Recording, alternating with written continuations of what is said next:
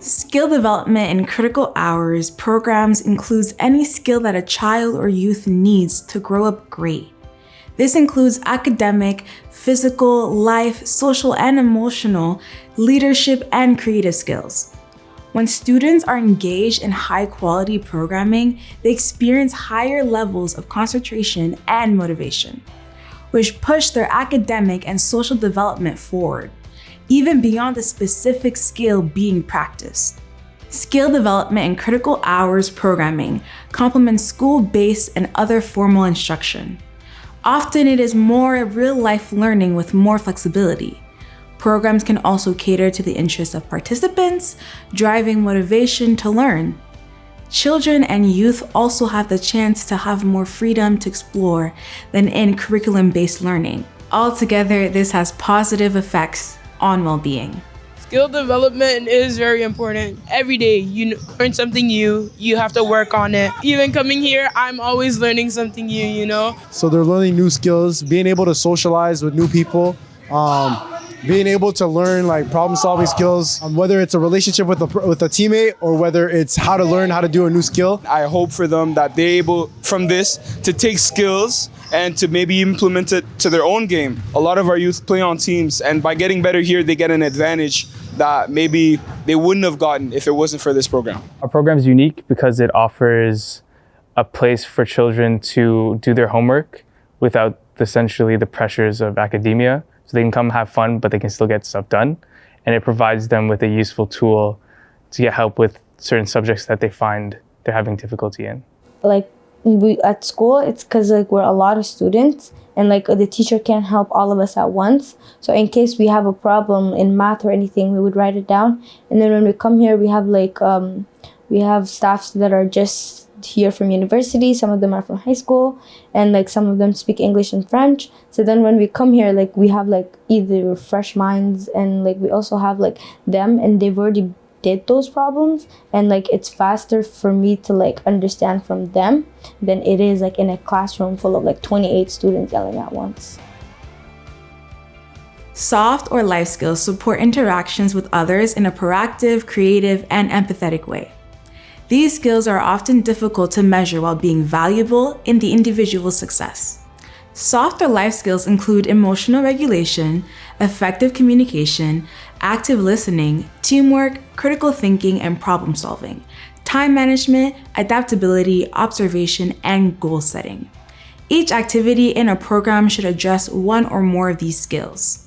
So especially, I would say through both programs, we do a lot of this healthy communication piece, helping them try and build those soft skills that they can apply everywhere in their life. So we work from a collaborative problem solving approach, which is you sit down with the youth and you chat about, okay, this is the problem and this is the problem that I'm having with this behavior. This is why it's a problem for you. What can we do together to solve this, essentially, instead of just telling them how things are gonna be. So we work from that approach here with all facets of problems that youth are having.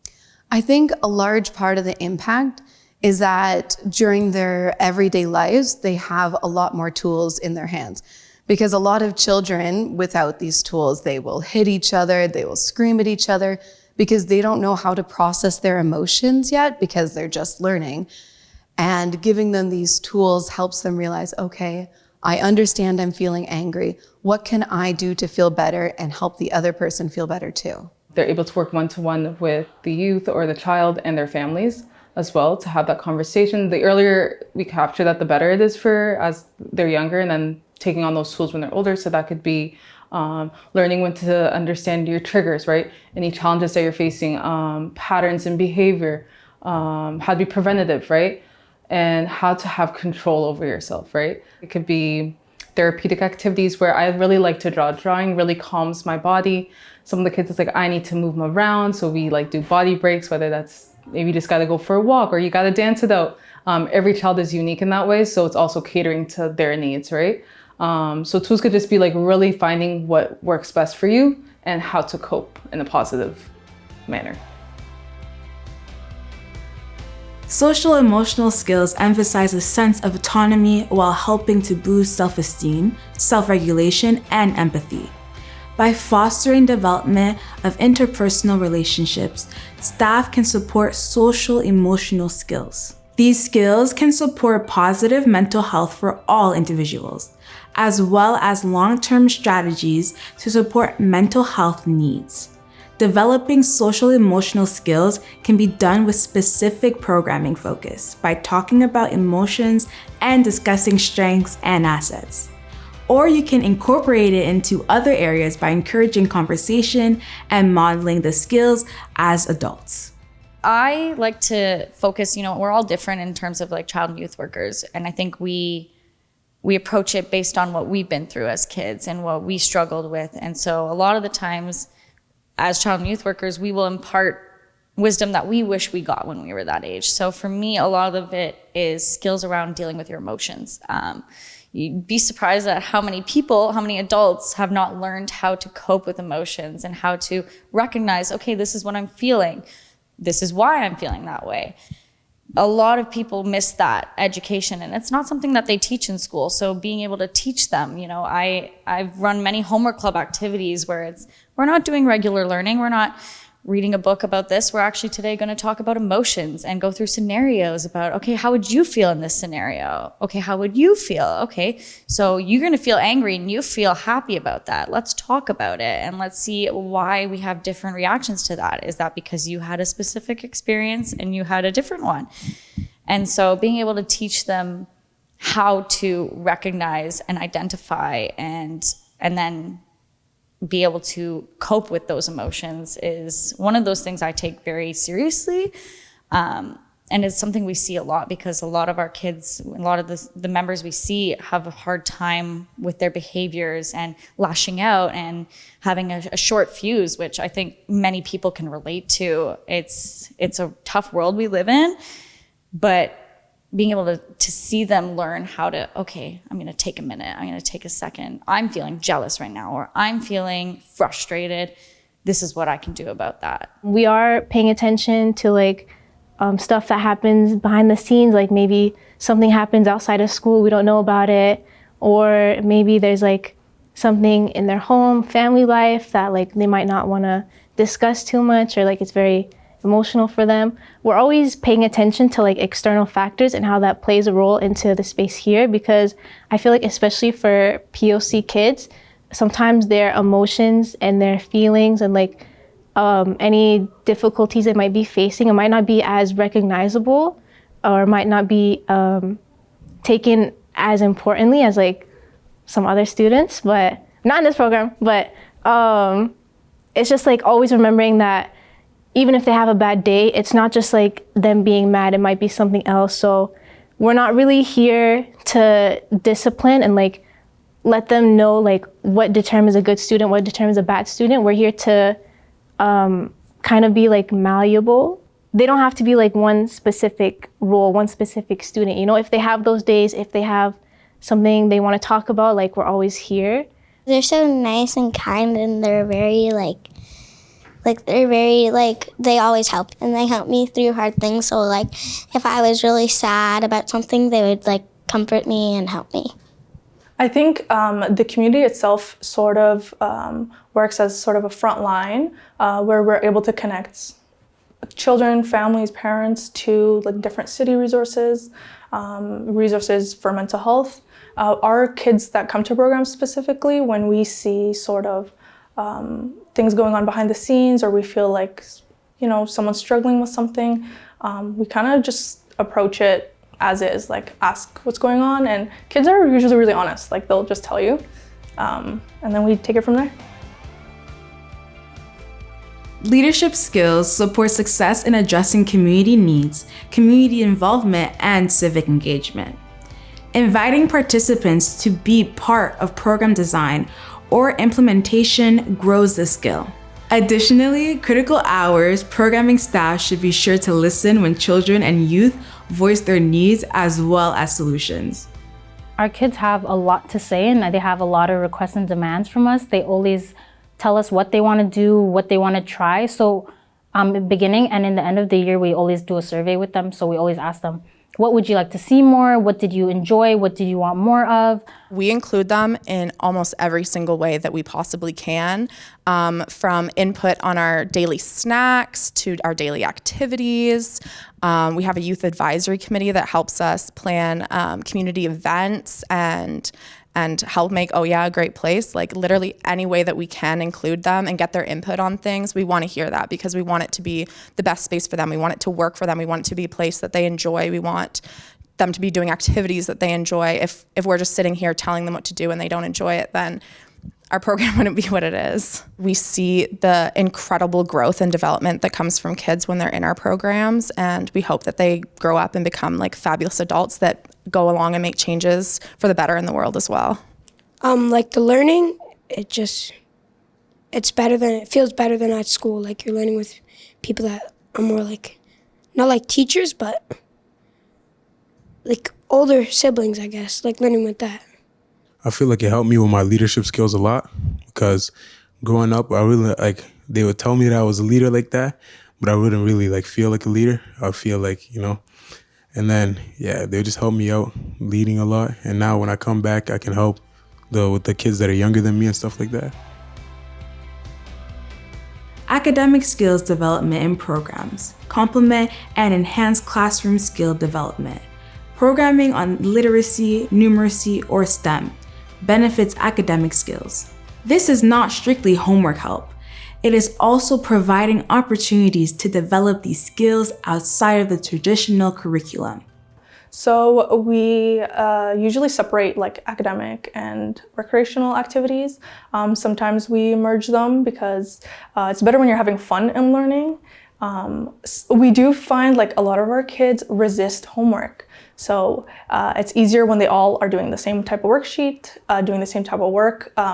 Some things we've introduced is like a classroom or group work. So we'll have a spelling bee, but everyone will be involved. Or we'll have a child write the words down on the board after they're spelled out, and then we correct them all together. It just helps if it's more interactive, especially our academic activities, because in the gym, they love playing together. So in the classroom, when we have little group projects and do like group activities, they're a lot more engaged.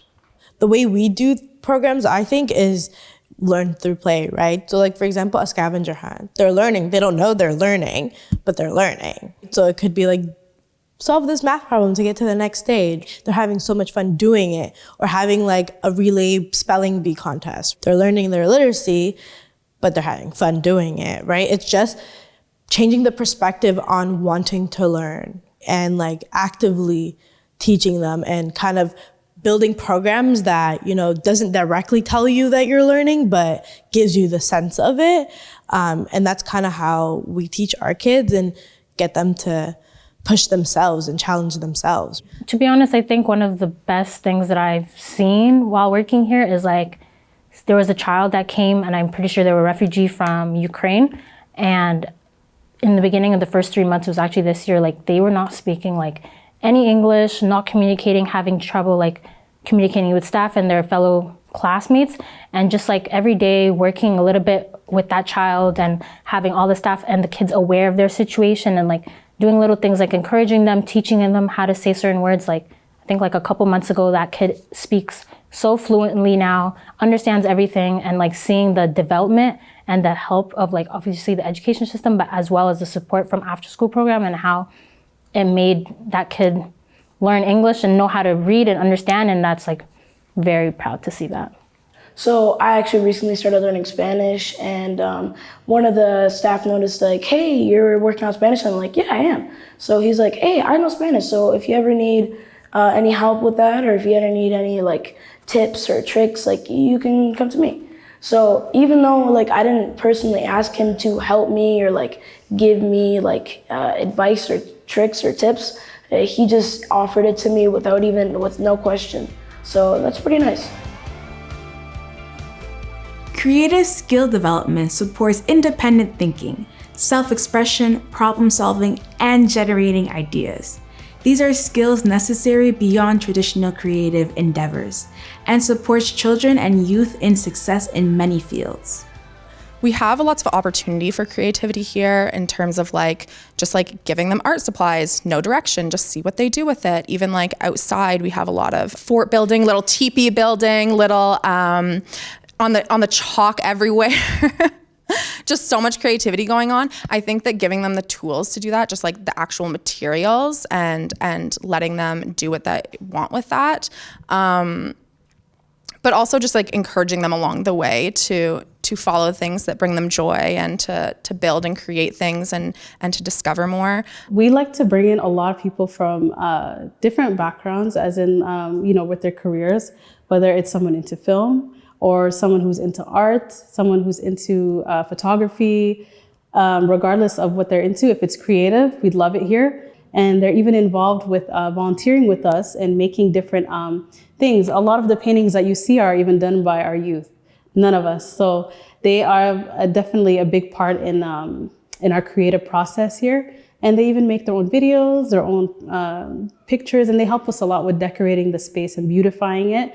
And in return, we like to provide them with tools to continue with their passion and their interest. Physical skills are about moving the body. This includes gross motor skills like running, jumping, and balance used in play and sports, as well as fine motor skills like using scissors and pens or doing a puzzle. Developing these skills supports individuals becoming confident in their body. All of our staff, or most of our staff, play sports and they love it. That's their passion. So it's easy for it to be already engaging with the youth that really do care about the sport. Having a staff that cares just as much about the sport as they do makes it so that they get to go and give their 100% and know and trust in our staff, right? Basketball being my passion, or any sports in general, being an athlete being my passion, it translates to the kid. I'm able to relate with them on that aspect of things, and then we're able to make it engaging by playing games and various sorts of competitive games. Every day here they get a minimum half an hour of outdoor time. So we have lots of things from basketball, skipping ropes, chalk, scooters, all the baseball equipment you could ever need. We have lots of equipment to keep them busy and active. We also do a lot of active games here. We want to get them outside. We want to get them in the fresh air. We want them to experience nature. We really encourage that physical health piece and moving in ways that feel good for our bodies. There's definitely been kids here that have a hard time settling their bodies. I take them for body breaks in the backyard, or backfield rather. So yeah, just incorporating it any way we can as a method of fun, but also as a method of self-regulation. People in this community love sports, and we're usually actually very good at it. They have that natural talent, and to have people who are better than you in the community give you feedback and give you help on how you could get better is something that's always been around. I think that what we do is so valuable to the community. I think it's so important for kids to build those soft skills, communication, those problem solving, those emotional regulation skills. So even taking the time when somebody's upset, whether it's one of our teenagers or our after school kids, and doing partner breathing with them, or talking about, tracing their fingers and catching their breath. They're not necessarily learning that in other places. And I think that this skill building piece that we're able to provide is so vital to their development and their growth to be functional adults. To see the difference in the changes that you can measure through many different ways, whether it's their relationship building, their schoolwork, their ability to cope. We see some of these kids we've been with for years and years, and we watch them grow up through the program. And so being able to be hey, 2 years ago if somebody said that to you, you would have lost your mind, you would have snapped. And now you're able to take a breath, walk away, compose yourself, and deal with the problem. Do you think that you've realized how much of a change you've made? Because a lot of them, they don't notice how far they've come. They can be really hard on themselves. I think people underestimate children in that way, where it's no, they are very similar to us. When they get into themselves, they overthink, they're questioning themselves, they're confused. And to be able to let them know that, hey, I'm human too. None of us are perfect. We all go through things like that. You can see them kind of go, the gears turning oh, this person I've put on a pedestal is actually just like me and goes through the same things and makes mistakes like I do. And so having that honest communication, being able to tell them like, hey, you know, I went through something similar when I was your age and I didn't like it and I struggled with it. They can feel that sense of, oh, it's not just me. As you can see, the pillar of skill development supports programming being places children and youth learn. This learning complements school-based learning and helps participants develop the tools they need to succeed in school, in their communities, and in their future. Factors in developing this pillar are also woven into the other pillars. Be sure to view the videos on safe and supportive spaces and positive relationships to more fully understand skill development.